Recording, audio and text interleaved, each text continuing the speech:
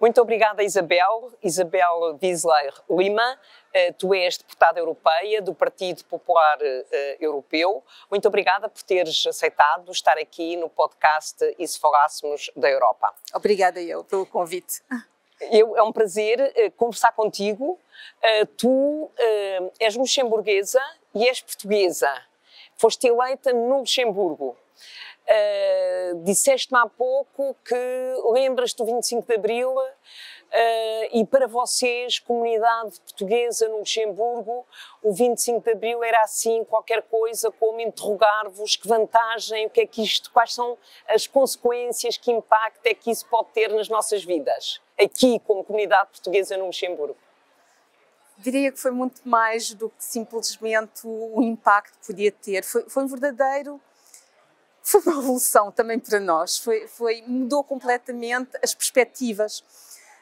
Não havia português praticamente nenhum no Luxemburgo que falasse em voltar a Portugal. Ia-se para o Luxemburgo, vivia-se lá e estava-se a viver no Luxemburgo. Não havia outra perspectiva. E a partir do momento em que houve o 25 de Abril,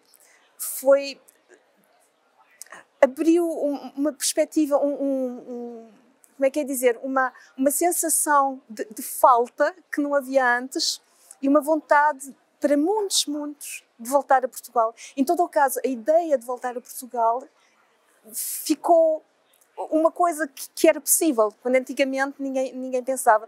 Por isso mudou imensas coisas. Éramos 4 famílias amigas, muito amigas, como se fôssemos família. 2 foram para Portugal e a gente e mais outra ficámos no Luxemburgo. Mas, aliás, os meus pais até voltaram a Portugal, mas depois as coisas tornaram-se de modo que voltámos outra vez ao Luxemburgo, só tivemos pouco tempo em Portugal.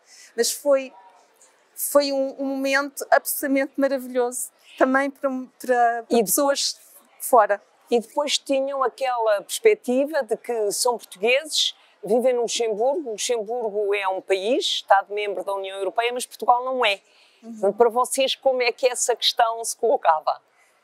Outra vez, era algo que não se sentia ao nosso alcance, porque a gente sentíamos os portugueses, não era? E não sentíamos ao alcance de Portugal. E ter entrado para a União Europeia foi absolutamente um momento fabuloso e que para nós abriu as fronteiras. Foi uma situação que mudou completamente também a vida de todos. A União Europeia fez isto não só para Portugal, fez isto para todos os países. A gente já nem sequer se lembra do que era atravessar uma fronteira, parar, a pessoa perguntar tem alguma coisa a declarar, sairmos do carro, abrirmos o cofre mostrar, nunca se passava uma fronteira sem que fosse preciso mostrar os papéis e eles olhavam também para dentro do carro.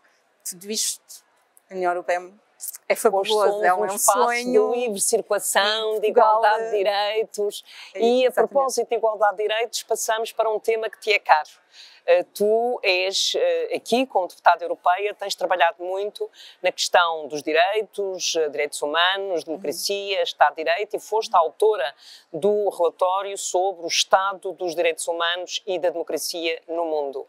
Talvez pudesses partilhar connosco aquilo que tu achas que foi talvez mais interessante e mais chocante para ti na preparação deste relatório. Por isso eu sou uma das coordenadoras na subcomissão dos direitos humanos e para mim foi muito importante fazer este relatório. Já o fiz uma vez no primeiro ano deste período legislativo e agora tive a oportunidade de o fazer novamente. Como é que eu ia dizer? Gostava de ser mais optimista, de poder dar uma mensagem mais alegre, mas aquilo que mais choca e aquilo que mais força efetivamente tem é a gente ver que hoje em dia a democracia regressa no mundo. Não é só o facto de... Regressa no sentido de anda para trás. Anda para trás, sim. Há mais países a irem no sentido de menos democracia, o dobro mesmo, do que países a ir no sentido de mais democracia.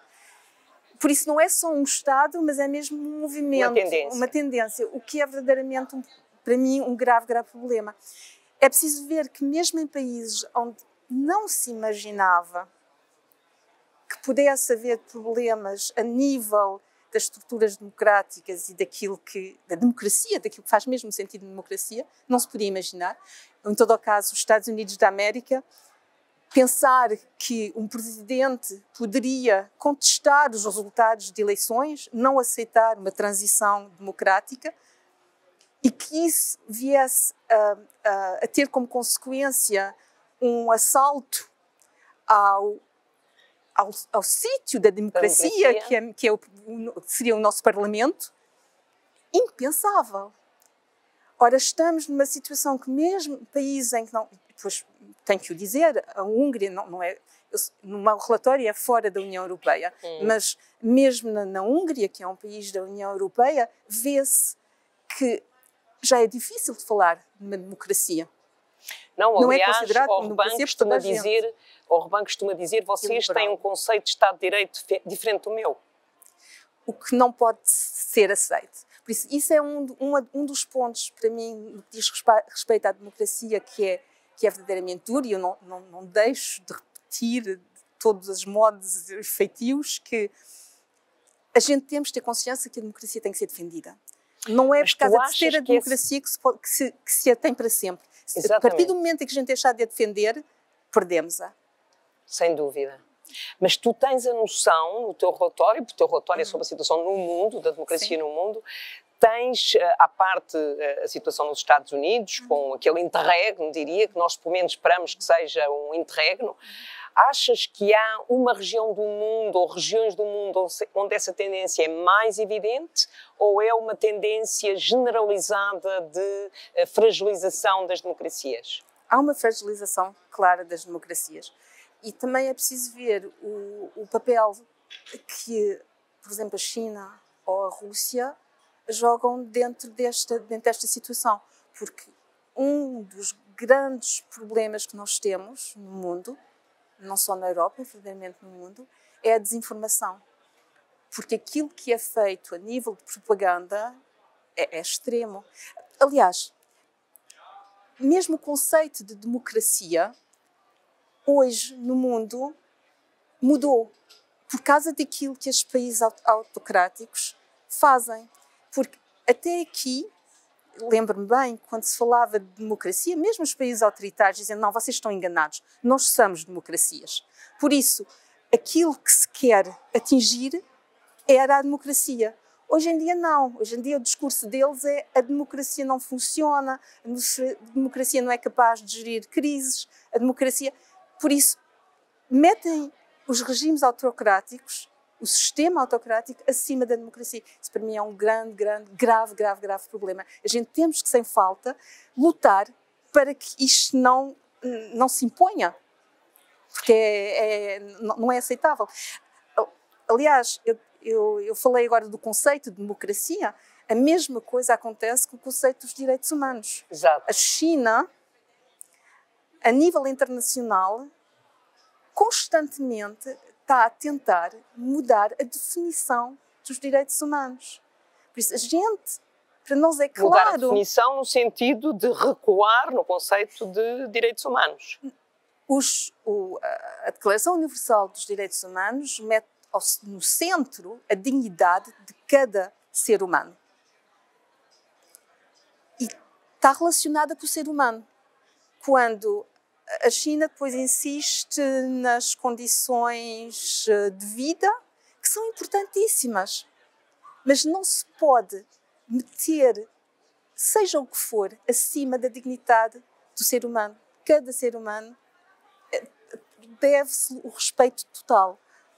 E também tens a noção que, em termos de direitos humanos, que também há um retrocesso no mundo neste momento? É essa a tua conclusão do relatório? Nós temos... Há espaços em que a situação é mais grave. Temos onde há guerras, os direitos humanos estão verdadeiramente em perigo. E no relatório, a gente não fala nos diversos países. Normalmente, certo, no relatório não falamos nenhum país. Procuram identificar tendências sem acusar, digamos, um ou outro país. No entanto, este ano, para mim, ter o relatório de 2022 sobre o estado dos direitos humanos e da democracia no mundo e não falar na guerra na Ucrânia, bom, não foi pensável. Não teria sentido. Não teria sentido. Por isso, falámos também daquilo que se passa na Ucrânia. E sítios onde há guerras são sítios terríveis. Ora, temos à nossa porta aquilo que se passa na Ucrânia, não é pensável. Por isso, estamos numa situação em que, quando se vê que há crianças que são levadas para a Rússia e que lá são adopções forçadas, quando encontramos-nos numa situação, pensávamos que não íamos ver novamente na Europa e, no entanto, estamos a vê-la. Por isso é pesado, é um momento pesado. Espero que a gente estamos a lutar, eu tenho a impressão que... Sim, claro, o apoio da União Europeia à Ucrânia tem sido decisivo e fundamental. Por isso continuo com um certo optimismo por causa disso. Acho que a União Europeia mostrou que sabia ser verdadeiramente solidária quando a crise é enorme. Temos dificuldades, por vezes, de encontrar acordos. Sim, outros momentos em que a unidade europeia se manteve, embora haja um ou outro país que tem uma posição relativamente diferente, iria, apesar de tudo, tem havido uma unidade europeia no apoio à Ucrânia, mas é também um desafio muito grande no pós-guerra. Ou seja, com a integração da União Europeia, com a possível integração da Ucrânia na União Europeia, efetivamente também é um grande desafio para a Ucrânia. Absolutamente. E para nós? Para nós, claro. Só será possível num processo, mas a Ucrânia também eles são absolutamente conscientes disso. Eu tenho a impressão que não há exigência nenhuma da parte deles de algo que seja precipitado. Não faz sentido. Há metas a cumprir. Sim, e não pode ser. Temos outros candidatos à porta da União Europeia há algum tempo. Eles vão de fazer o caminho que precisaram do nosso apoio moral e concreto no momento em que foi feito. Para mim é uma evidência. Não podíamos não deixar de lhes dar o apoio que verdadeiramente também merecem. Não sei se nós seríamos capazes de lutar pela nossa liberdade como eles estão a fazê-lo. E eu também estou convencida que a luta que eles estão a ter também é para nós. Porque se a Rússia tivesse entrado... Sim, faz sentido. Se a Rússia tivesse entrado na Ucrânia e tivesse, como pensavam, em 15 dias ocupado Kiev, não sei qual seria o país que teria na mesma situação daqui a uns anos. E os nossos colegas da fronteira, tenho colegas mesmo muito próximos lituânios, é um medo físico de que a Rússia possa entrar dentro da Lituânia. Exatamente, mas o que nós assistimos foi ao apoio à Ucrânia, ao apoio aos ucranianos e às ucranianas, sobretudo às ucranianas, às mulheres e às crianças, que se viram obrigadas a sair da Ucrânia e que puderam sair da Ucrânia, porque os homens não podiam sair da Ucrânia, e que foram recebidos na União Europeia com apoio aos países que manifestaram disponibilidade em os receber, e isso quer os países de fronteira. E o que foi muito interessante neste fenómeno, neste momento, foi ter os restantes países da União Europeia solidários com a Polónia, com a Roménia, com os Bálticos, com os países de fronteira, no sentido de partilharem dificuldades. Absolutamente. É isso o ponto positivo. É de ver que a União Europeia conseguiu ser verdadeiramente solidária. Eu conheço ucranianos em Portugal, ucranianos no Luxemburgo, e sei qual foi, através deles, sabe-se, porque eles estão mais em contacto, lá está, claro. A sociedade civil nos nossos países fizeram um trabalho formidável. E também os governos. Por isso foi verdadeiramente... Aí há um ponto absolutamente positivo que se pode levar para a frente. E mais uma vez a Hungria fica de fora. Mas voltando à questão dos direitos humanos no mundo, evidentemente a questão que colocaste e a situação na Ucrânia é decisiva.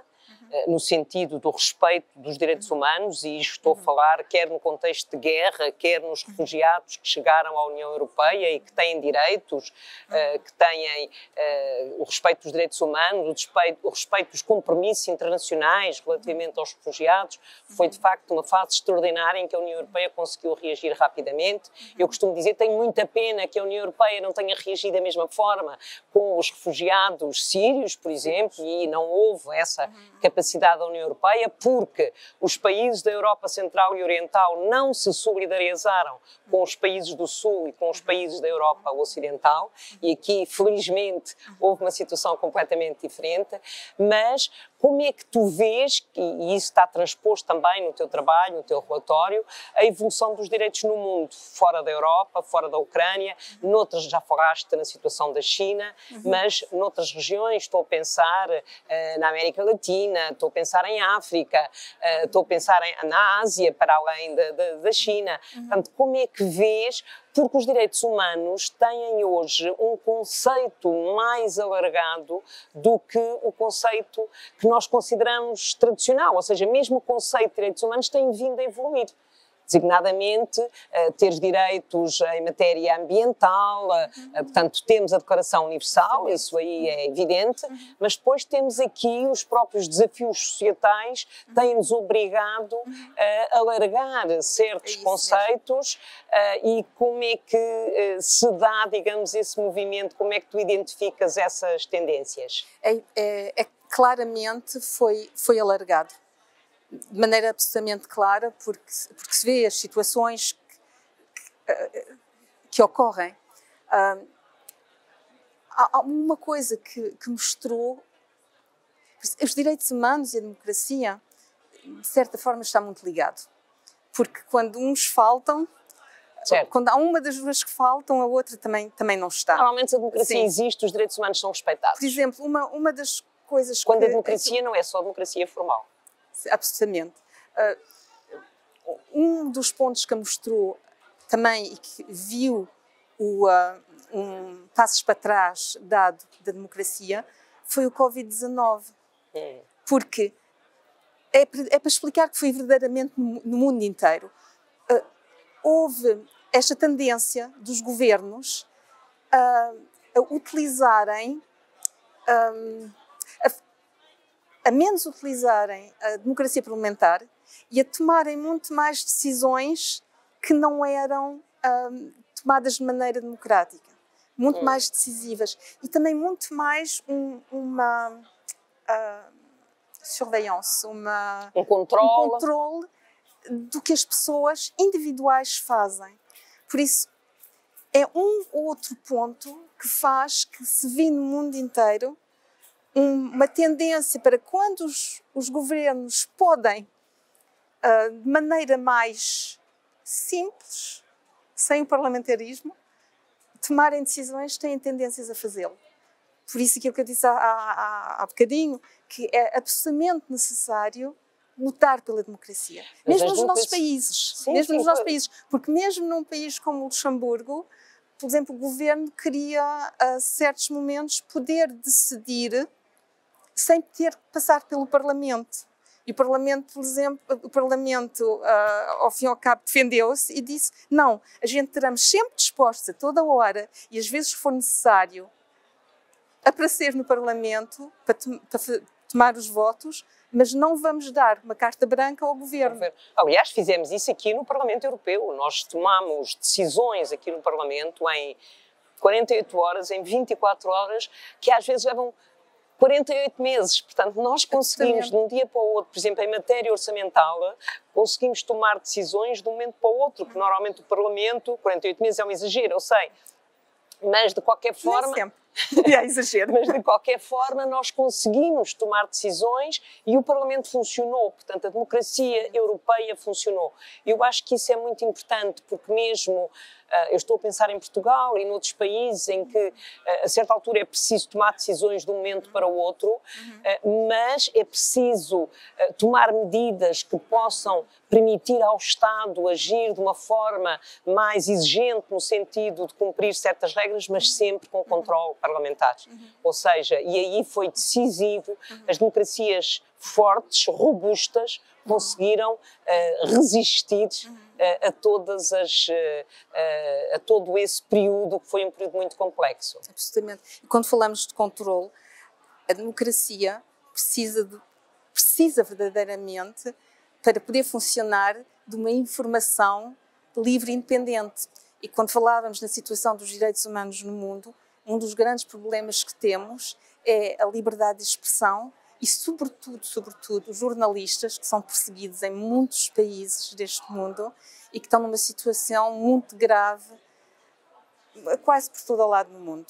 Por isso também aí há um problema que é intrínseco com a democracia e que é um dos pontos a que devemos fazer atenção. Falei também de desinformação há bocadinho. Se a gente não conseguirmos resolver este problema, que é um problema mundial, também teremos muita dificuldade em manter democracias. Sim, senhora, as democracias exigem liberdade de expressão, sem dúvida. Muito obrigada, Isabel, por estarmos aqui a falar da Europa e, sobretudo, com a tua experiência e com o teu conhecimento do que são os direitos humanos e a democracia no mundo. Muito obrigada. Eu é que digo obrigada.